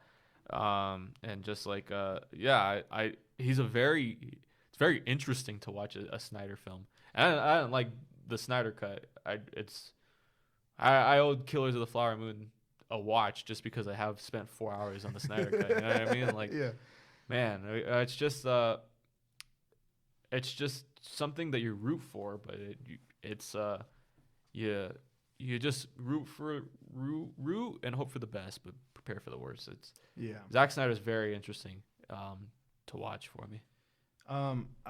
Just a quick scroll here on Google of his movies. It looks like the highest score that he ever got on a movie, for Rotten Tomatoes at least, is what I've been paying attention to, is Army of the Dead at a 75%. That was just my own morbid curiosity. But There you go. Zack Snyder, a lot of times directors will have staples. You're like, I can tell I'm watching a this person movie. And most of the time it's a good thing. Unfortunately, Zack Snyder does have that, but not in the way that I'm sure he intends. What is it, slow-mo? It's I do understand that he does have that staple, and I just mean, like, I feel like, not that you wouldn't be able to like I couldn't give you a movie and you guess the director and you'd be like, oh, it's Zack Snyder, because you probably know all the movies, but inherently, like, in a vacuum, you'd watch all those Zack Snyder movies and you're like, oh, okay, I get it. You're like, it's all there's a thin line throughout all of them, and you're like, I get it. Yeah, I get it, Zach. If I were to point out other than slow-mo, it would be having really huge concepts that kind of makes you believe that the movie is more than what it is, because the characters adhere to these concepts, but they just don't really do much with them. That's what I would say in a Zack Snyder. Like, that's a good distinguisher for the stuff that I have seen. I also did really like Man of Steel, but then again, I was 11 when that came out, and I saw it in theaters, and I thought it was the greatest thing I've ever seen. So he works. If you grew up with Snyder, you're probably sticking with Snyder. To be fair, I did too, but I guess it doesn't work. I guess it doesn't work every time. Yeah. But yeah, I unfortunately I'm not I don't have a big rant. It's just disappointing. Yeah. Not disappointing because that would imply that I came in with a hope, which I did not. A new hope even. And I did not come in with hope. So I guess I wasn't disappointed, but I am disappointed. Yeah. Clip this rant about Zack Snyder so that we can gain traction. Yeah. Put this on Snyder. Twitter. Put this on the Snyder Reddit. I have no ill will towards Zack Snyder. I just think I have no ill will towards Zack Snyder as a person. I probably will keep watching his movies, but I will keep complaining about them. That's the thing about me. Yep. All right. So with our last, I think we have like 35 minutes left. Should we just talk about all the movies that we wanted to talk about? Yeah, we can get into that. But let me ask you a couple questions. Sure. I have a couple things that I want to just like to maybe pick out a movie from your thing. It doesn't have to be in your top 10 or bottom 10, but still. So start off something simple. What was your biggest surprise? You know what I mean? Like, I was gonna get into that. Yeah. Like you were like, you didn't go in thinking much, but you were the most like, oh wow. You know what I mean? Mm-hmm. It's not great. Okay. But I will say it's my number 29. Okay. And this is gonna be shocking a little bit, but mine was actually White Man Can't Jump, the 2023 reboot. Wow. And Huh. That was kind of that, and it feels weird, right? But it was my most, like, I had a really fun time watching this. It's not a great movie, but unfortunately, I had a really good time watching it. Like, yeah. This felt like a bro movie. Like, this felt like like if I wasn't into like movies and stuff like that, yeah, I would watch this and I'd be like, and it would be like, oh, well, and when it came to the end of the year, I'd be like, oh, White Man Can't Jump was pretty good. Like, if somebody, you know what I mean? Like, yeah. It's so fun with itself, and I actually really like our duo of our leads here. And yeah, I honestly, I wasn't asking for any more. But I was pleasantly surprised with how much I just thoroughly enjoyed it throughout. Nice. White Man Can't Jump. White Man Can't Jump. Give it a watch. Give it a watch. It's on Hulu, right? It's on Hulu. If you got Hulu, Escalators on there, you got Hulu. Watch White Man Can't Jump. I had a blast with it, and I wish I could put it higher, but I can't warrant putting it higher. There's no reason to. There's no reason to, but I might convince some people to watch. Nice. Mine's pretty easy, and again, it's not a bad. You said that was 29. Yeah. Mine's pretty close. It's 30 on my list. Okay. Mine is The Pope's Exorcist.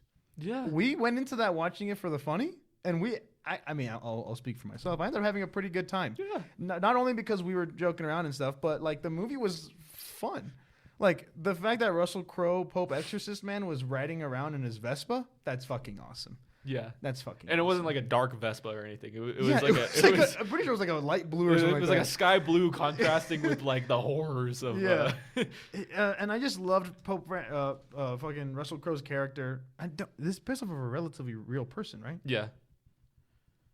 Awesome. That's awesome. Right. Yeah. If anything was gonna bring me back to religion, it was gonna be this movie.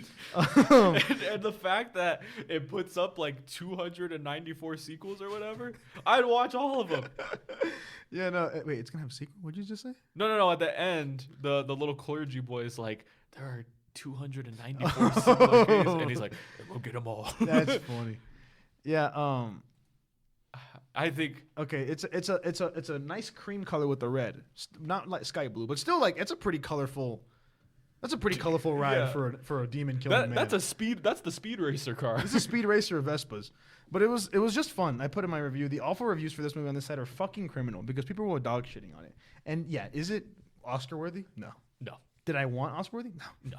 I wanted Russell Crowe killing demons on a Vespa, and that is what I got. And it was just a pretty good time, and I just enjoyed it. I think we're the only people where campy horror at least sticks out in our minds more than Horror, horror or bad horror even. or bad horror. And I think there's a lot of room for horror as a genre to be a lot of things. Yeah. It just so happens to mainly fall under campy and bad.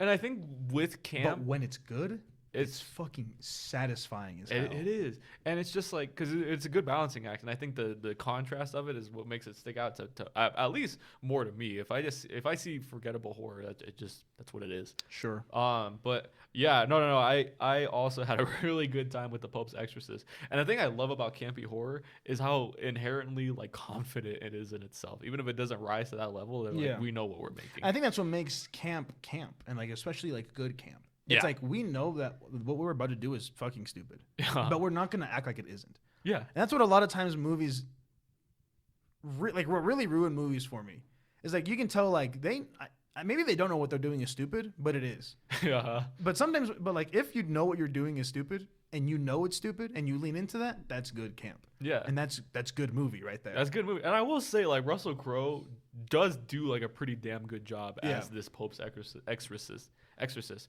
I would never, like, be like, oh, man, Russell Crowe was so fucking funny. He should get the Razzie. Like, he knew what he was doing. He could. Yeah. You know what I mean? Like, No, he still acted well. yeah. And I don't even think it's like it's just also like even if you did probably look at it from a critical angle, it's not that bad. It's not that bad, It's yeah. a pretty average movie. Yeah.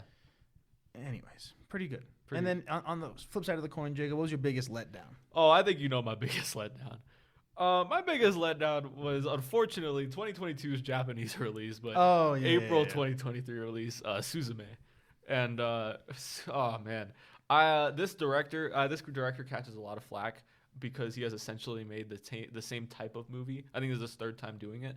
Yeah. He did Your Name, Weathering with You, and then this movie. And it all kind of follows like the same thing. I did not know that going into it, but I could pick it up once I did realize it. I haven't seen Your Name, which apparently is one of the best movies to come out of, I believe, 2015, and also just kind of like one of the better, just kind of like Japanese-made animated films. Sure. But yeah, Suzume was a huge letdown. The fucking main song to that,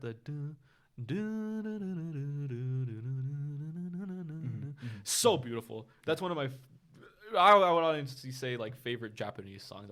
That song itself, I'd gas myself so much for that because the song is so fucking good. Yeah. So fucking good. Fucking good. And when in the movie, title drop, Suzume, and that little do I just did for you there, it plays as the drop Suzume. Sure. And I was like, oh my gosh, wow. And it probably doesn't help that I saw this in like 360p.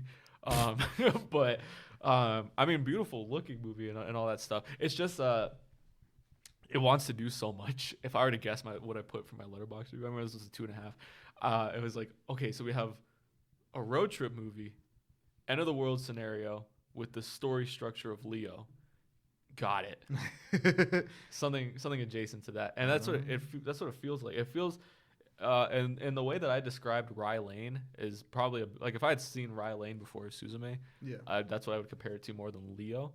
But I mean, there's still some Leo elements in there. It's just because they go from like, so the world's ending, right? Sure. And I don't even remember why they kept going to I think it was just they had to find this cat, and they just this cat was like, is also one of the movies where if the cat wasn't like a little piece of shit, and this is coming from Shea Frillis's Letterboxd review, and I'm not just trying to say like that his opinion is my opinion, but it makes so much sense. If the cat wasn't a little shit, this movie could have been resolved in like 20 minutes. And I think that's what, upon recollection, that does what makes it more infuriating. But it's just like the movie is basically a little like just a bunch of vignettes of Suzume and chairperson just encountering different types of people. Yeah. And they're not even helping them in the sense of what I compared it to Leo to. I decided to make it for a funny Letterboxd review. Because Leo's kind of like that, where it's like, but it's better. Yeah, Leo. Because with that, it's like go meet a different person, show them something about their lives. It's not really doing that. It's just kind of like Suzume needs a place to stay. Honestly, that's kind of what it boils down to. Every person she meets is just like, hey, I'm kind of homeless at the moment. And they're like, oh, okay, well, come work for me and we'll give you a nice meal for the night. And so they're not like, Suzume's not changing their lives. They're just like, oh man, I remember when I was young and I wanted to run away. And it's just kind of like, it's basically just reminding these adults of like youth and being like, oh, I remember when I was a rascal. Sure. And like, you're not really gaining anything out of them because you're spending like 15 minutes tops with each person that she's bumming nights off of. And I want to say it like that. That's kind of mean. But it's just kind of that. And there's not a huge like, how would you say it, like connecting piece between these little vignettes and the end of the world. Yeah. So there's enough good about it. Like I like Suzume, I like chairperson. Cat fucking sucks ass, but like it's creative. Like when I say the positives, I have to put like that, just kind of like it's creative. Like there's I'm not like, wow, it's really creative. Like I just have to say like these are the sticking points that are like, yeah, it's not the worst movie I've ever seen, but it's very, very disappointing. For something that I gassed up in my head for so long, and is the reason why I still have Crunchyroll right now, because I'm watching Jujutsu Kaisen and I'd rather just continue to pay to. Anyways, yeah, Suzume, easily, I would say maybe one of the most disappointing movies I've ever seen. Wow. Just because I did have that much hope going into it. Yeah. Because I fucking love, and I didn't even know it was the same director, but I fucking love Weathering with You. That's a banger of a movie. But yeah, I mean, Suzume. It's up there. It's up there. What place was it in your list? I think it's either 29 or 30. Oh, that's right. 20. Or no, I'm sorry, 36. White Man Can't Jump was that's 29. Right, that's right. It's number 36, right behind Meg 2: The Trench. But yeah, I honestly I would like for you to watch it just to see if you could see the same things that, like, because you have no hype towards it. You just know like, oh, that's the movie. That's the movie that Jacob said he wanted to watch for a long time. The movie where I think that someone's a chair. I think. Yeah, so I think it would be an interesting experiment, because it's verging on the nothing burger. Yeah. Nice. Speaking about burgers, I'm sure we'll get into that pretty soon. Yeah. But yeah, there's going to be a Good Burger 1 and 2 episode. Yeah. Because there's too many thoughts on Good Burger 2. We don't have enough time. We don't. For my biggest letdown, there are a couple honorable mentions I just want to get out of the way. I don't know if this one doesn't count. The only reason I didn't pick it is because I didn't really have that much high hopes. Yeah. But I did want it to be better. You know what I mean? Yeah. I didn't think it was going to be good. I just wanted it to be good. And that is going to be Ant-Man and the Wasp: Quantumania. Wanted it to be good. Good trailers. Good trailers. Good trailers. Good MODOK. Good MODOK. Good villain. Transformers: Rise of the Beasts is pretty much what I expected it was going to be. I was like, this is going to be a Transformers movie. I had a little bit of a higher hope because Bumblebee was pretty good. Whatever. But my definitive, like, I wanted this to be better is, and it pains me to say this because if the footage ever gets released of our 2022 year in review, they would know that this was in my top 5 most anticipated movies of the year. Oh. And the disparity between what I expected and what I got was not that bad, but it just was the most out of all of them. And that is going to be Charlie Day's directorial debut, Fool's Paradise. Yeah. And I still did enjoy it, but I had such high hopes because I love Charlie Day as an actor. And obviously, since It's Always Sunny in Philadelphia is one of my favorite shows, I like his work as a writer too. You know what I mean? And he'd been working on this movie for so long that I thought it was gonna fucking kick ass because of how long he was working on it and like perfecting it. But unfortunately, it just kind of fell flat in a lot of ways. But I still did like a lot of it. Like, I mean, I still laughed at some points, and I liked the idea for sure. I think the idea was interesting. And I know, like, I think the way he put it, or someone, I don't know if he said it himself, but basically, like, how stories typically work is the main character wants something, and that's what drives the story, what they want, what they're seeking, what they're looking for.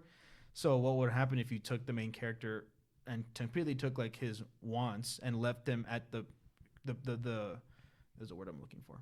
Left him at the expense of everything around him. Like, how does the world around him take him? Mm-hmm. And I love that idea, and I'm pretty sure it could have been done, even though it does go against, like, a pretty core element of story. Yeah. I'm pretty sure it can be done, and honestly, I'm sure you could argue that there are movies that have done it. I would say that that's a lot of like Miyazaki movies. Yeah, that's fair. I mean, I guess that is true, because a lot of times they're very, like, slice of life, Yeah. and it's just like they don't really have anything that they're going for. This is just, yeah, and they work. Yeah. But yeah, no, I think if I'm gonna have to take a guess, I think he wanted it to be a lot more things than he planned, and it just kind of got all a little messy. But I mean, it's still good. I still enjoyed it. I still had fun. It's at the end of the day, it's just a pretty okay movie. A lot of fun cameos. A lot of his friends are in it. A lot of good stars, which was enjoyable. I love a good cameo. You know me. Love a good cameo. Yeah. But yeah, I just had higher hopes. That is all. Yeah. And that's in the yeah. That's in the yeah. And yeah. Yeah. Yeah. I'm just gonna do a quick little shout out to Creed 3, just because I feel like it's my warranted obligation. It's my number 16. Yeah, I mean it's my the Rocky franchise, and honestly Creed. I mean, if I'm gonna be honest with myself, Creed is my favorite movie of the Rockyverse. Sure. I put this on. You can see how I rank the Rockies, but how like a lot of people, you look at a lot of Spider-Man tier lists and you're like, that's fucking dog shit. Mm-hmm. I think somebody would look at my Rocky list and be like, looking at my Spider-Man ranked list. But Creed 3, it's a great time. Probably one of the better, like, top two antagonists to a Rocky film. Everything just kind of goes smoothly. Everything just goes smoothly is, I think, the best way that I could put Creed 3. I think it's a pretty good directorial debut for Michael B. Jordan, especially in the sense that, like, he chose something as technical as a boxing movie to want to do that with. But he had his shine. There's a lot of anime references in there, like when Damien and Adonis do the Ino versus Sakura dual punch from Naruto. That was a great reference. There's not a lot of people that watch anime, but I'm trying to make you upset with that. Yeah, Creed 3. I just wanted to give it its dues, just because it's a big part of my personality. Sure. Yeah, I mean, I'd stick with the 4 stars that I saw. I've seen it twice since the first time I saw it, and yeah, it's just kind of by the numbers, goes down smooth boxing movie that I am a little bit biased to because it's from the Rockyverse. Nice. Yeah. And then really quickly, I wanted to ask. It'll probably be easier for me to answer this question more so than you, but out of all the movies that I don't really know how to phrase it. Yeah. Out of all the movies that you saw that I didn't, if you had to pick one that I could watch. Oh. And that's a great point. I love that. I like that a lot, actually. And I probably have to remind myself of which ones you haven't seen, but I probably can take a pretty good guess. Damn, I just went through it. I don't have too much. Well, okay, honestly, like I just said, I would like you to watch Suzume. Yeah. Just because I want to see that perspective. But as a other answer, I mean, I'd like for you to watch all the John Wicks, TVH. Sure. It's kind of hard. We watched a lot of these together. It is, yeah. Whoops. I guess Air, maybe. Oh, okay. Air is pretty good. I have my problems with Air. But it is pretty good in general, and I do like Ben Affleck as a director. This is probably one of his weaker directed movies, sure, like where he was a director. But I mean, it's still a good time, and there's enough. That was another ensemble movie. Yeah, probably Air. Nice. I mean, I have a couple just to like rattle off. Iron Claw, adjacent to boxing. Sure, you'd like it. Yeah.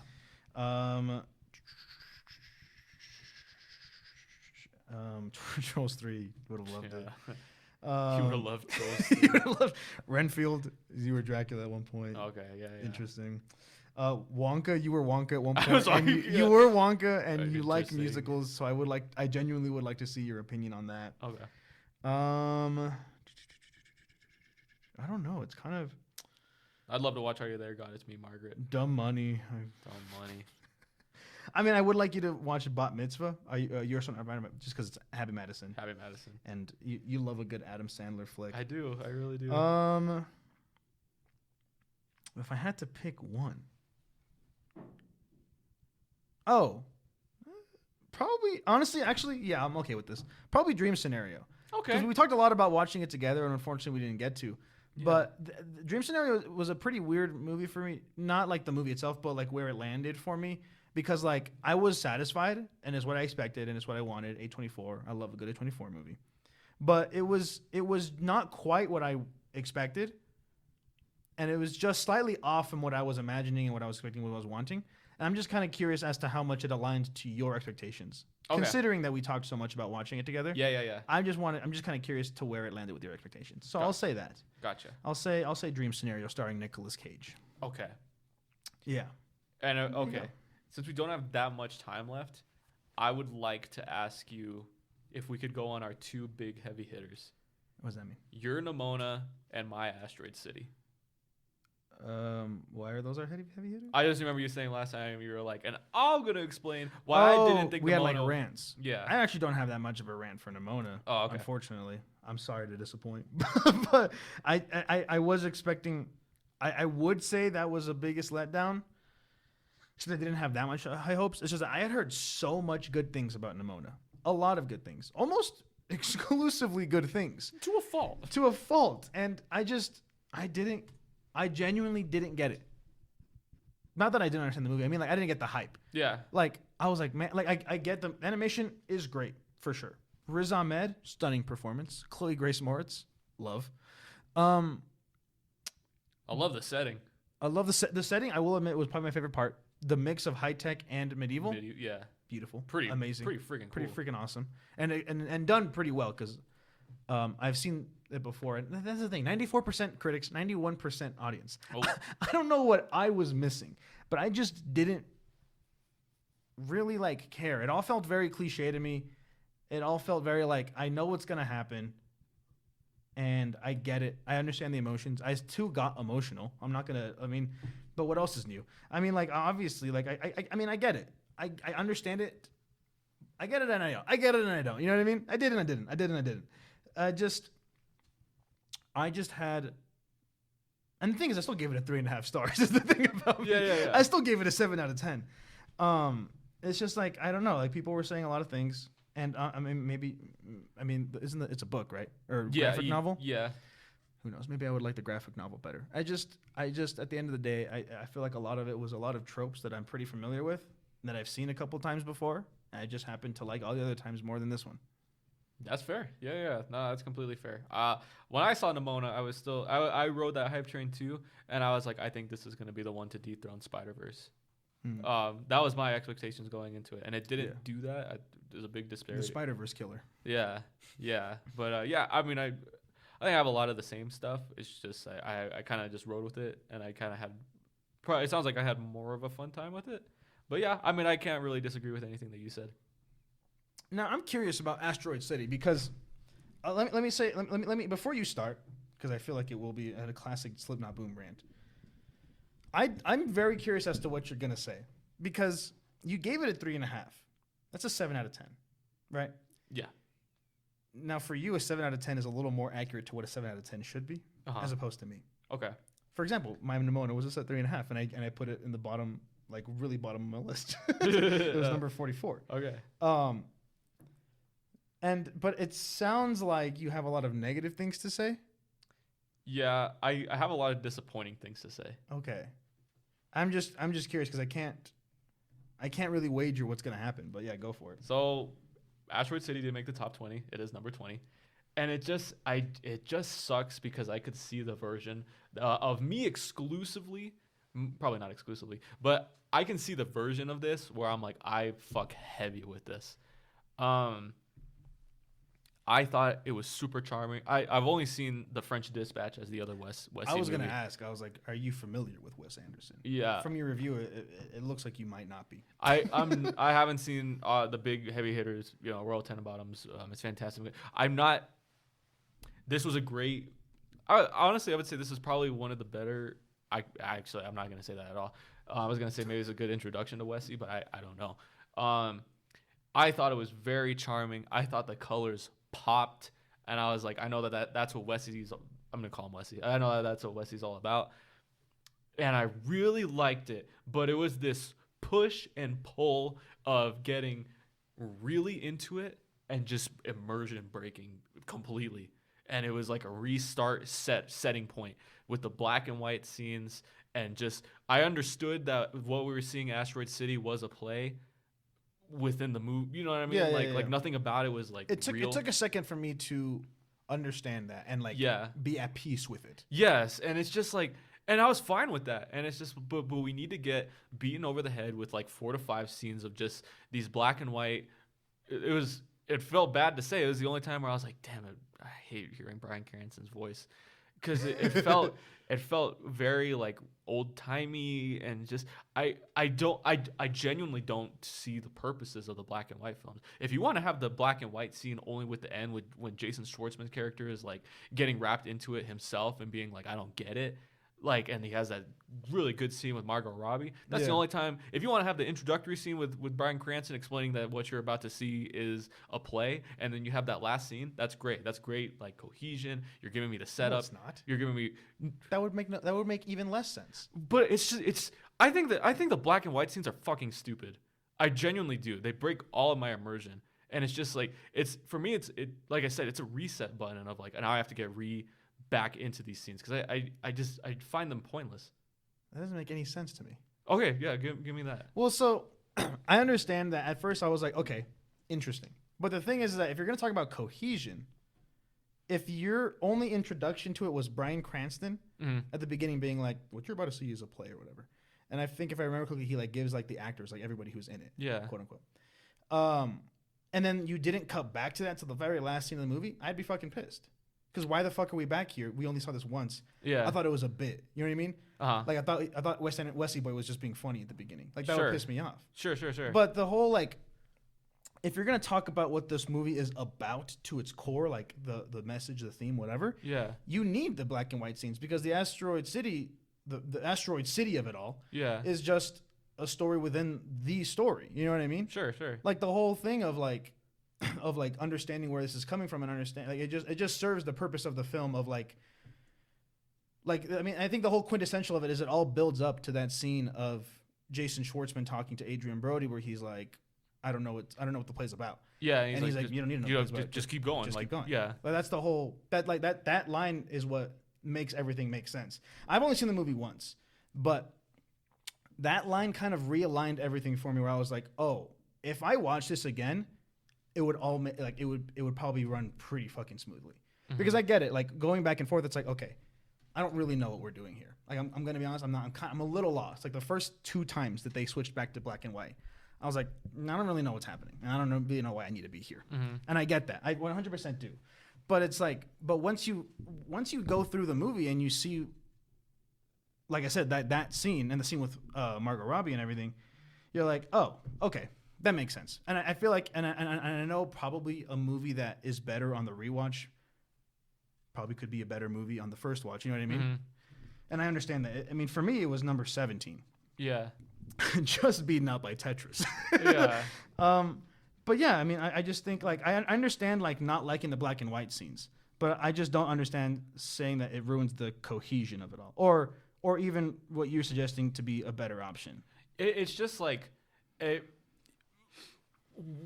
even at its core, I don't think like a lot of these characters are that strong, and it's just like I'd rather prefer to go on a ride with I'd rather just roll with it than just have to get this kind of like stuff, I guess, thrusted upon me of like having everything kind of wrap up into a big bow. Because I could have done this could have been my Maestro or Rebel Moon, where it's like, I don't get it, I'm just gonna turn it off because this is pissing me off. You know what I mean? And then I'd lose that. I'd lose that wrapping in a bow. It's just like it's for me. It's just a missed opportunity. But I still really enjoyed it. I just didn't like that. That was something where I'm like, I guess I just have to accept this. And that Adrian Brody line, like I like it was fine and stuff like that, but it didn't warrant that to me. Like I could rewatch it and I think I would have the exact same problems. I might be at peace more watching it, but I mean, it still doesn't fix it for me. Okay. I mean, I don't get it. I don't know. I mean, again, I haven't seen the second time. I don't know how it would fare on a rewatch. These are just what I would imagine, what I Sure. would assume. But yeah, no. I mean, I liked it. I mean, honestly, at this point, I don't know. What was your other Wes Anderson movie? The French Dispatch. That sucks. Yeah. That's rough. Yeah, because that movie's rough. It's rough. It's not much to me. Yeah, I mean, I don't know. I guess I don't really know how you'd fare against other Wes Anderson movies. I think Asteroid City, like, I remember I was just scrolling through the reviews on Letterboxd and someone, I obviously didn't catch the name, but it was like, Wes Anderson said, "I heard what y'all are saying about me," and I get that sentiment because it is very Wes Anderson. Like, it is Wes Anderson had a little dial that he cranked up to 11 for this movie. I genuinely think you'd probably enjoy other ones more. They were a little more straightforward and cohesive, like Fantastic Mr. Fox and what's it called? The Grand Budapest and all that. So I guess I'm just curious to see what you would think of that, because I think a lot of what it sounds like to me that your problems are with this movie are just Wes Andersonisms. Yeah, I would guess so. Yeah, but that's just me. Yeah, I mean, I still liked it overall. It's just it made me frustrated, and it could have used a lot more Matt Dillon. I need the Matt Dillon Who's renaissance. Matt Dillon? I saw that. He was the mechanic in Where Asteroid do I City. know him from? Something about Mary. I've seen this man before. I know some of these words. Yeah. I have no. I grew up with Matt Dillon, so. Huh. Well, I don't know him. That's about all I got to say. But yeah, Asteroid City, it's a good ride. Well, what was the other movie that we'll rewatch Asteroid City and The Flash. That'll be your redemption movie, Asteroid City. Maybe. And my redemption movie will be The Flash. And we'll circle back next week. Let's just say I would pay to watch the play of Asteroid City and probably enjoy it more than the movie I saw. I mean, that's what it sounds like you were saying. Yup. Send it. You've been here for part 2 of 2023 Year in Review. Okay. A solid 15 minutes longer than the last one. We're really Kind of close. Thanks, guys, for listening. Assuming you did listen. Assuming that anyone's here listening to this last outro. Thank you for joining us on our 2023 Cinema in Review. We'll look forward to seeing you next year for this thing again. But in the meantime, we hope we see you again for whatever shenanigans we do in between. Because we're two crazy guys. Unfortunately.